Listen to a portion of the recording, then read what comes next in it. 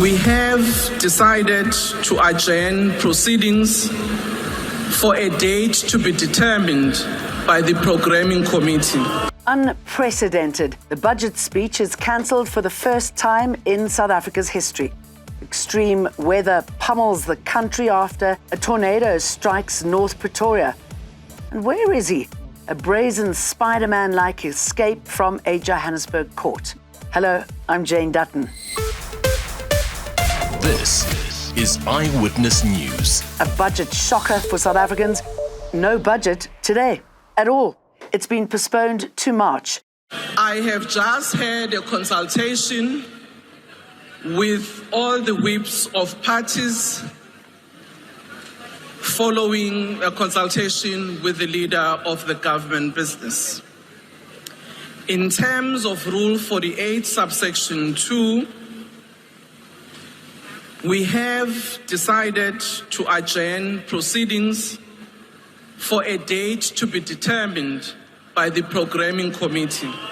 And the rand fell with it. Finance Minister Enoch Godongwana was meant to take to the podium at 2 p.m. to deliver the first budget under the Government of National Unity. This meant, for the first time since democracy, Godongwana had to consider not only the ANC and its alliance, but also coalition partners, all of whom have already indicated they won't support higher taxes. You are now subjecting the budget of South Africa to party politics when the budget is supposed to be above party politics.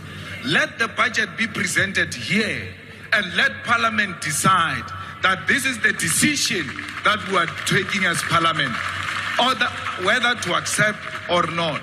In the past 30 years, to have a day like this is a serious indication of the crisis that this country is facing. This country has got no leadership. This is what we are facing.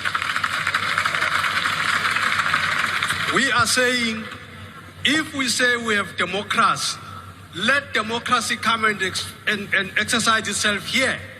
This is a theater of politics. We did form part of the consultation as the IFP, and we agreed and supported the proposal that was put forward before the chief whips of political parties. We view this as a sign of leadership, that when you do need more time for fine-tuning on some of the aspects, you approach Parliament for postponement. In essence, the IFP support the proposal. What is happening here today is actually showing two factors that should create immense confidence in what is happening in this country. The first is that Parliament is not a laughing stock, but that Parliament is no longer a rubber stamp to bad policies that will cripple our economy. And the second message that should go out to the markets and to the people of South Africa, Madam Speaker, is that the GNU does not consist only of one political party. Madam Speaker, therefore, the DA supports this postponement, and we hope that the executive will use this opportunity and this time to consider all the proposals on the table, especially the DA ones, so that when we hear a budget that gets put before this House, that it will be a budget of growth that will put our economy on the path of recovery, and that will create jobs for the people of South Africa that they so desperately need. Hundreds of demonstrators have been marching before what was supposed to be the budget speech. They're protesting budget cuts. They reached Parliament to hand over a memorandum of demands. So, searing temperatures in Parliament today and all over the Western Cape too. Fires have been raging under extremely hot and windy conditions there. A fire in the Cape Winelands District Municipality has resulted in some damages, with a firefighter having sustained injuries at Laterganskop. But heavy winds and rains are pummeling other parts of the country. The South African Weather Services has issued an orange level 6 warning for disruptive rains and thunder showers in Gauteng. The almost week-long persistent conditions are expected to continue until Friday. We are cautious. Our teams are on standby. And we do know that in CDB, there were reports yesterday of 2 houses that were waterlogged due to lack of drainage in their yards. We are monitoring the situation, as I said, and we are really on high alert, and our teams are ready to assist where they are needed.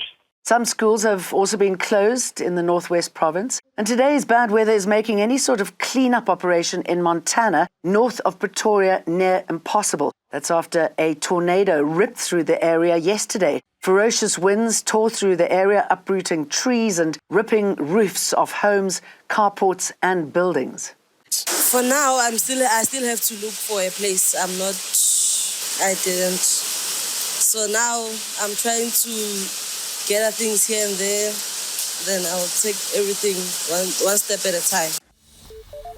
There's more pressure to reform the United Nations Security Council. The South African government has once again advocated for its restructuring. International Relations Minister Ronald Lamola reiterated this call while addressing the European Union's ministerial dialogue in Cape Town today. African nations have long wanted changes to the UN Security Council, particularly demanding the inclusion of veto rights within its structure. At the moment, the 5 countries on the Council, Russia, the UK, USA, China and France, have the ability to block any decision for one reason or another.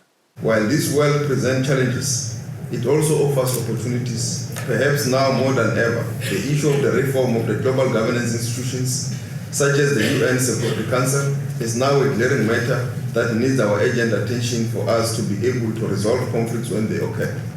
As we commemorate 8 years of the anniversary of the United Nations, let us be intentional and resolute in our determination to strengthen this organization and its agencies.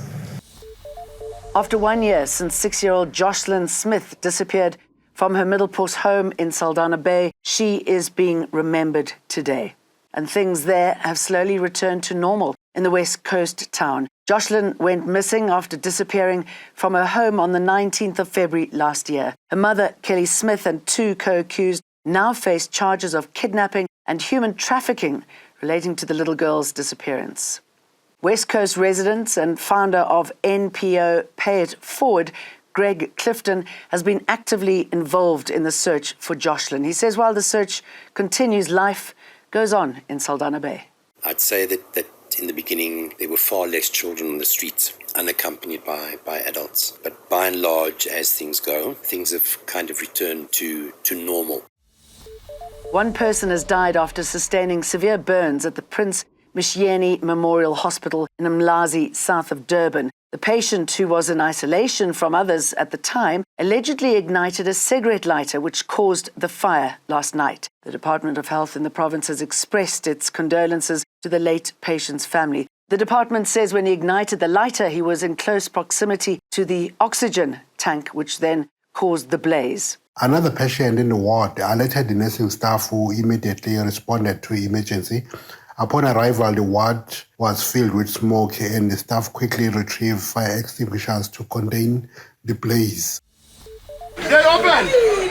It's opening, the manager. A manager of a betting company in Sunnyside, Pretoria, has been arrested on suspicion of employing undocumented foreign nationals. Earlier today, the Tshwane Metro Police Department and several other law enforcement agencies conducted a number of compliance raids in the city centre. Police say they received a tip-off that the Bet Exchange branch in Sunnyside is employing undocumented foreign nationals.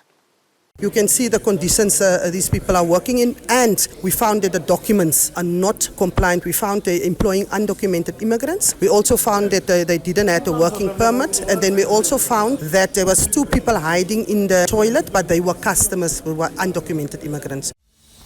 Every year, thousands of snares are removed from the Kruger National Park as poachers intensify their operations to fuel the illegal bushmeat trade. Over the course of 4 weekends last year, honorary rangers at the park removed close to 2,000 snares. The snares are often made using wire from fences surrounding parts of the park. The illegal bushmeat trade has become so lucrative that rhino poachers are opting to get involved. Kruger National Park spokesperson Ike Pachla says poachers use snares to capture animals, which they then sell in surrounding communities. So we believe that there are some rhino poachers who have moved there because of the risk factor. It's easier to get some young boys to set up your snares just on the boundaries, and you can still watch them from a distance. Skukuza Section Ranger Kali Ubisi says a tavern in the Hazyview area has been identified as a recruitment center for poachers. On that tavern, that's where the guys can tend to hang out. So if you happen to walk in there, maybe you'll get recruited to do the job. Sandpark officials say they are working closely with the NPA to ensure poachers who use snares get harsher prison sentences if caught. RN Singh, Eyewitness News, Kruger National Park. Look at this dramatic escape. A male suspect skimmed down the walls of the Johannesburg Magistrates Court during proceedings. A video clip posted on social media shows him escaping through the window and running off to freedom. It's reported that Onoshana Tando Sadiki was in court for housebreaking and theft.